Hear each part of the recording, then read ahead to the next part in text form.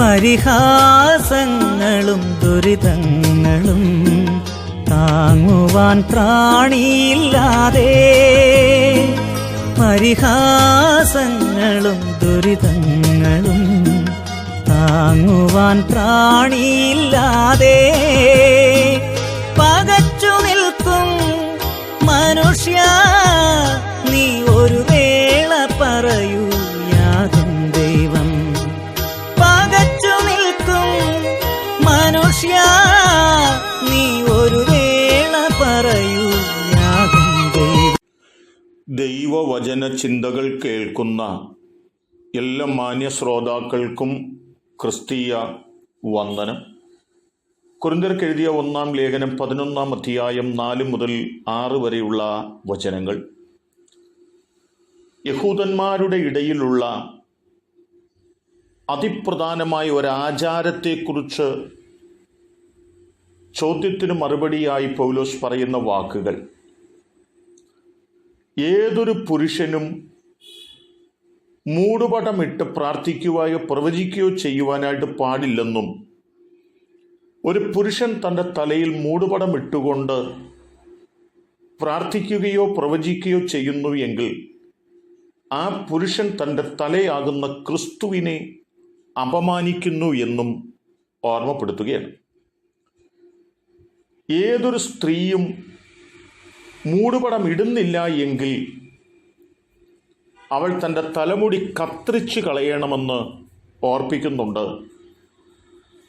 മുടി കത്തിരിച്ച് കളയാതിരിക്കുകയും മൂടുപടം ഇടാതെ പ്രാർത്ഥിക്കുകയോ പ്രവചിക്കുകയോ ചെയ്യുന്നു എങ്കിൽ ആ സ്ത്രീ തൻ്റെ തലയാകുന്ന പുരുഷനെ അപമാനിക്കുന്നു എന്നും പൗലോസ് വ്യക്തമായി ഓർമ്മപ്പെടുത്തുകയാണ്.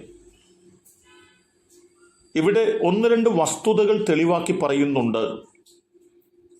സഭകൾക്കകത്ത് സ്ത്രീകളുടെ സ്ഥാനം വളരെ പ്രധാനപ്പെട്ടതാണെന്നും അവർക്ക് ആലയത്തിൽ പ്രാർത്ഥിക്കുവാനും പ്രവചിപ്പാനും ഒക്കെയുള്ള അധികാരമുണ്ടായിരുന്നു എന്ന് വ്യക്തമാക്കുക കൂടെ ചെയ്യുന്ന പദങ്ങളാണ് ഈ വാക്കുകളെന്ന് പറയുന്നത്.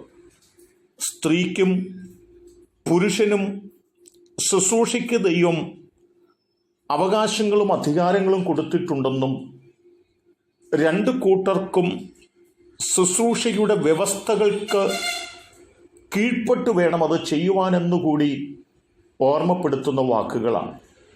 നിശ്ചയമായിട്ടും ഒരു സ്ത്രീയുടെ തല പുരുഷനാണെന്നും ആ പുരുഷൻ്റെ തലയ്ക്ക് മാനമാകേണ്ടതിന് സ്ത്രീകൾ തലയിൽ മൂടുപടമിട്ടുകൊണ്ട് പ്രാർത്ഥിക്കുകയും പ്രവചിക്കുകയും ചെയ്യുവാൻ തുനിയണമെന്നും ഓർമ്മപ്പെടുത്തുമ്പോൾ തന്നെ അതിന് മനസ്സില്ലാത്തവർ അവരുടെ മുടി കത്തിരിച്ച് കളയേണ്ടതുണ്ടെന്നും ഓർമ്മപ്പെടുത്തുകയാണ് ഈ പദത്തിനുള്ളിൽ ചെയ്തിട്ടുള്ളത്.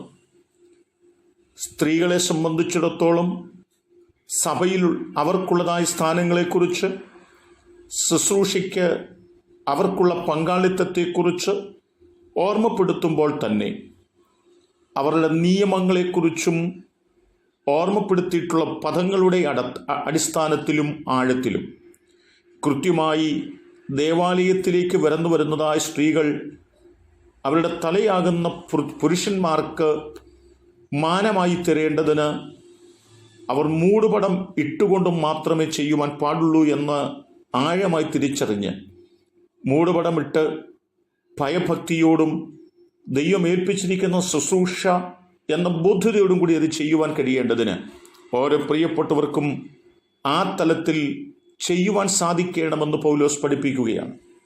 ആകയാൽ എന്നെ കേൾക്കുന്ന പ്രിയപ്പെട്ടവരെ, ശുശ്രൂഷകൾ ദൈവം കൃത്യമായി ഫലമേൽപ്പിച്ചിരിക്കുന്നു എങ്കിൽ അതേത് നിലകളിൽ ചെയ്യണമെന്ന് തിരിച്ചറിഞ്ഞുകൊണ്ട് കൃത്യതയോടുകൂടി ആ കാര്യങ്ങൾ ദൈവസാന്നിധ്യത്തിൽ ചെയ്തെടുപ്പാൻ കഴിയേണ്ടതിന് ഓരോ ദിവസങ്ങളും നാം നമ്മെ സമർപ്പിക്കുന്നവരും ആ തലത്തിലെ കാര്യങ്ങൾ ഉത്തരവാദിത്വ ബോധത്തോടെ ചെയ്യുന്നവരുമായി തീരുവാൻ ഉത്സാഹിക്കാം. അതിനെന്നെ കേൾക്കുന്ന നിങ്ങൾക്കെല്ലാവർക്കും സർവകൃപാലുവായ ദൈവം കൃപ നൽകട്ടെ. കരുണയുള്ള ഞങ്ങളുടെ ദൈവമേ, സ്വർഗസ്ഥ കർത്താവേ, ഞങ്ങളെ ഭരമേൽപ്പിച്ചിരിക്കുന്ന ശുശ്രൂഷകൾ ഞങ്ങൾക്ക് ശുശ്രൂഷ ഏൽപ്പിച്ച ദൈവത്തിന് അപമാനമാകാത്ത തലത്തിൽ ഞങ്ങളുടെ തലയാകുന്ന പുരുഷനോ പുരുഷൻ്റെ തലയാകുന്ന ക്രിസ്തുവിനോ അപമാനമാകാത്ത തലത്തിൽ കൃത്യതയോടും വ്യക്തതയോടും അത് ചെയ്തെടുപ്പാൻ ഓരോരുത്തരെയും സഹായിക്കണമെന്ന് ഞങ്ങൾ പ്രാർത്ഥിക്കുന്നു. ദൈവവചനം കേട്ട എല്ലാവരെയും ദൈവം അനുഗ്രഹിക്കണം. യേശു കർത്താവിൻ നാമത്തിൽ തന്നെ ആമേൻ.